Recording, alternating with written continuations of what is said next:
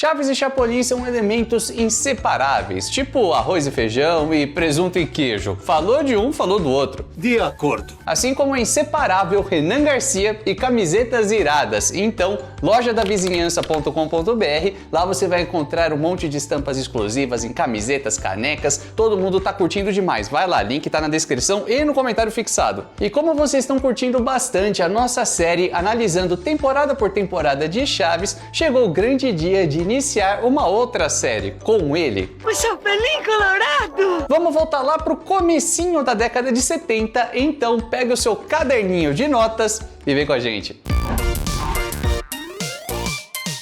Sempre que nós pensamos no Chapolin, já imaginamos que ele nasceu naquele formato clássico, do jeito que a gente cresceu assistindo no SBT, com essa vinheta e tudo.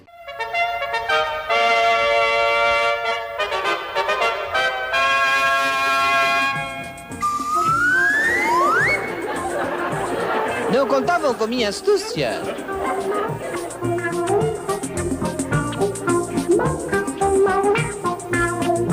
Mas não é o caso. Na verdade, o Chapolin nasceu em 1970, quando ainda era um pequeno esquete dentro do programa Los Super Genios de la Mesa Quadrada. Naquele tempo, a duração das histórias era de até 10 minutos e o elenco era o mesmo de sempre. Maria Antonieta de las Neves, Ramon Valdez, Rubem Aguirre e o Chespirito. Como a gente já fez outro vídeo bem focado nessa fase de Chapolin, eu não vou me alongar muito para não ficar chovendo no molhado e vou deixar o link aqui no card, beleza? Ah, isso pode ser. O que é muito importante saber é que no começo de 73, o Canal 8 do México se funde com o Telesistema Mexicano, nascendo assim a conhecida Televisa. Nessa época, o Chespirito tinha o seu espaço na TV às segundas. E quando rolou essa mudança, o escritor precisou desmembrar a sua atração da seguinte forma: toda segunda-feira seria exibido El Chavo del Ocho. às quartas seria a vez de El Chapulín Colorado.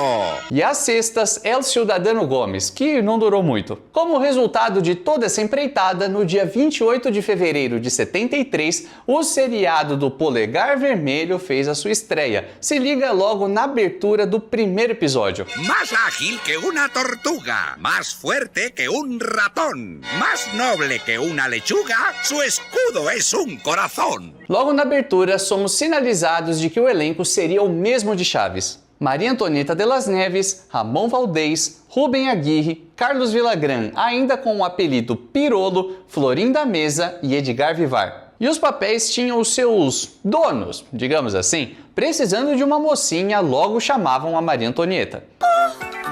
E agora, quem poderá me defender? Para dar vida àqueles personagens um pouco mais velhos ou vividos, digamos assim, era o Ramon Valdez que entrava em campo. Falou comigo? Não, doutor, não. E por mais estranho que isso possa parecer, nesse primeiro momento ele não era o mais cotado para viver vilões e caras mal encarados. Quem tinha essa função geralmente era o Rubem Aguirre, com seus quase 2 metros de altura. Me avisem quando acabar. Os demais ficavam meio como stand-by, sem papéis fixos, sempre ali dispostos a entrar onde pudessem ser encaixados. Logo no primeiro programa, todos participam, porque o roteiro pedia isso. Mas antes foi apresentado ao público um esquete chamado Um Boneco Muito Vivo. Nossa, mas como é feio, hein? Que boneco horroroso. Por que fazem tão feios assim? Ai, feio, mas é lindíssimo, uma graça de boneco. Um artista de procedência bem duvidosa apresenta a todos o seu boneco de ventríloco chamado Trapezunga, que na verdade era um homem disfarçado. Coisas de Chapolin. Diga o que acha da senhorita. É uma mocinha ajeitadinha. Mas, pera lá, será que eu já não vi isso antes? Isso me parece familiar. O que você acha da senhorita aqui presente? Mereço mais, te informo, mas com isso me conformo. Pois é, o esquete que antecedeu a estreia de Chapolin foi uma primeira versão do boneco sinforoso. Lembre-se que você não passa de um boneco. O mérito é todo meu, porque sou eu que dirijo você. Mas na minha visão, não deixa de ter o seu charme. Quem fala sou eu, Olha, mas que incrível, até cospe! Em seguida, é a vez do episódio principal chamado A Casa Mal Assombrada. Uma moça acompanhada de um velho cientista se enfia em uma casa não muito legal de ficar. E quem aparece para ajudar? Ai, Chapolin Colorado! E se eu te contar que não adiantou nada? Rola sumiço, esqueletos surgindo do nada, fantasmas de pessoas mortas há sei lá quantos anos. É uma grande sequência de horror e suspense para que no final fosse revelado de que era só uma bela zoeira. Está rindo de quê? Chapolin, tudo isso foi uma brincadeira que te preparamos. Fizemos vários truques para ver se você tinha medo dos fantasmas. E logo de cara já devo dizer que esse é um dos aspectos negativos da temporada, pois temos muitas histórias que acabam da mesma forma. Rola um monte de coisa, chega lá no final, o pessoal fala, era brincadeira, tudo armação. Acho que a gente já entendeu onde o Silvio Santos teve tanta inspiração e chamou o Ivo Holanda, João Kleber lá com o Marquinhos, que. Só pra vocês terem uma noção, isso acontece também com a Lenda da Chorona. Eu já tava me cansando, gente. Olha, será que podem me dizer do que estão rindo? Ai, Chapolin Colorado, foi tudo uma pegadinha pra ver se você era tão valente como dizia ser. O índio Pele Vermelha. Por que fala português e não o idioma dos peles vermelhas? Porque não sou Pele Vermelha. Trabalho para a Comissão de Turismo como uma atração da região. Os Fantasmas. Papai, o que significa isso? Filhinha, isso significa que tudo foi um grande truque que eu fiz para acabar com sua obsessão de ficar acreditando em fantasma. E um defunto bastante morto. É que o morto não tá morto! É uma pegadinha que eu mesma fiz! O morto é um ator profissional que eu contratei pra te assustar! E tudo isso na mesma temporada. Fala sério, dá uma cansada. E quer algo mais Scooby-Doo que isso? Vale lembrar que nessa época os episódios eram mais curtos e com tantos finais repetitivos, fica a impressão do seguinte: o Chespirito incorporou muito mais o Chapolin em pouco tempo. Ele colocou o Vermelhinho em situações mais complexas, em outros ambientes, com outros personagens. Então fica parecendo que ele criava muita coisa mirabolante, saía escrevendo e falava, meu Deus, agora eu tive uma ideia maravilhosa. Ia lá, fazia, distribuía papéis e blá blá blá. Chegava no final e falava, o que eu faço agora? Foi o mesmo de sempre. Acertou em cheio. Mas é natural que tudo nessa vida se trata de adaptação e com o tempo isso foi melhorando. Só que aí também temos outro erro, dessa vez de precisão. O Chespirito acabou se acidentando e deu um tiro em sua própria mão com uma bala de festim. E então ele precisou se ausentar e as gravações foram adiadas. Não entendo como é que em tão pouco tempo se consegue ficar tão burro. E aqui aconteceu a mesma coisa que rolou com o Chaves. Para o programa não sair do ar, colocaram reprises de histórias anteriores do Chapolin. E como a gente está falando de um personagem que já estava há quase 3 anos alegrando os lares mexicanos, material não faltou. Não contavam com minha astúcia. Um belo exemplo disso é a história do Conde Terra Nova, gravado em 72 e foi reprisado pelo SBT diversas vezes. Eu lhe apresento o noivo da minha filha, o Conde Fox Terrier.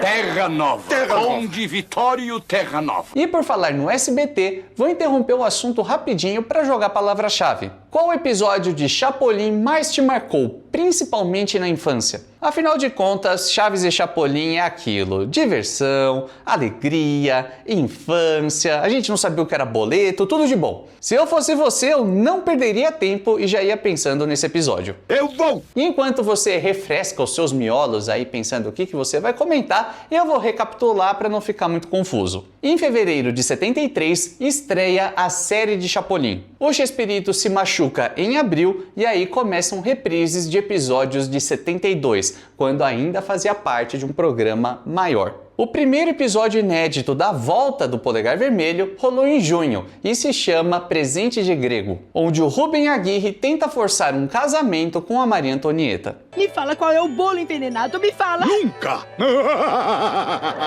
Mas antes é exibido um esquete do Dr. Chapatin chamado Um Aluno e Tanto, onde o velhinho aprende lições de golfe. Como se ousa jogar golfe? Se nem sequer recebeu a primeira lição elementar. Primeiro tinha que ter deixado eu ensinar golfe. O senhor vai me ensinar? Naturalmente. E só uma curiosidade, esse professor interpretado pelo Villagrán veste a mesma roupa que foi utilizada em O Ensaio, um esquete que foi exibido dentro da grade horária de Chaves. Corta! Muito mal, muito ruim. O que é que há com você? Não conseguimos fazer um ensaio completo dessa cena. E não para por aí, porque nessa época ainda de orçamento reduzido e tudo começando, diversos cenários são utilizados tanto em Chaves quanto em Chapolin. Um ótimo exemplo está no episódio Um Hotel Nada Agradável, quando os personagens vão parar na rua. Olha, aí vem o Chapolin Colorado.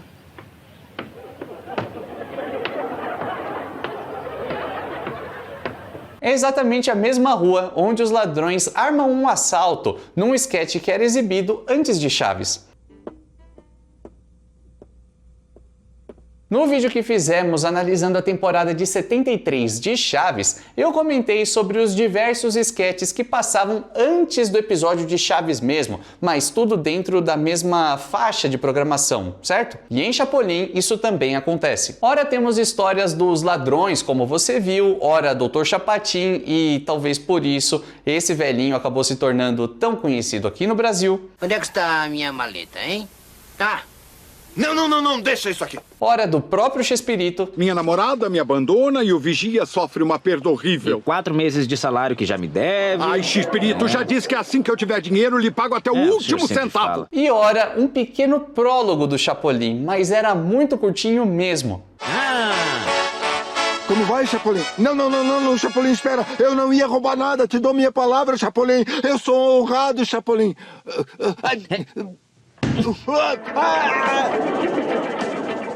Porém, preciso dizer que nem tudo coincidia com a estrutura de Chaves. Por conta de sua gestação, a Maria Antonieta de las Neves precisou se ausentar das gravações. Como Chiquinha, ela conseguia usar um vestido preparadíssimo para disfarçar o barrigão. Só que em Chapolin, ela tinha que viver outros personagens, então ela precisou se ausentar mais cedo. Sua última aparição em Chaves foi em outubro de 73. É isso. Que delícia. Já em Chapolin, sua última participação foi em julho, pelo menos 3 meses antes. E esse episódio foi O Debilitador Potencial, onde a atriz está bem quietinha, mais no canto e tem até menos tempo de fala. O lobisomem comeu o chapeuzinho verde. Como consequência, o protagonismo feminino passa para Florinda Mesa, que tira de letra, vamos combinar. Muito bem, senhorita, Que bom, como você é valente. No segundo semestre de 73, aqueles esquetes que antecediam os episódios de Chapolin começam a ficar cada vez mais de lado e as histórias do Polegar Vermelho com mais tempo de duração se tornam prioridade. E é assim que nascem pérolas como Uma Múmia Bastante Egípcia. Eu adoro esse nome. Veja, as pirâmides do Egito. Veja, o Colosso do Ceará. Se for para resumir essa primeira temporada de Chapolin, podemos dizer que ela é muito experimental. O Chespirito ainda estava se encaixando em um novo formato e com um elenco que ainda não estava bem ajustado. Mas sem dúvida alguma, Chapolin tem um início melhor do que Chaves. A essência do personagem tá ali, logo de cara. É claro que temos algumas coisas que a gente pode olhar e falar: ah, com o tempo melhorou. É lógico, a gente sabe muito bem disso. Mas desde o começo o Chapolin brilha mesmo, em várias situações, a criatividade estava aflorada, enfim, funciona melhor. Sei.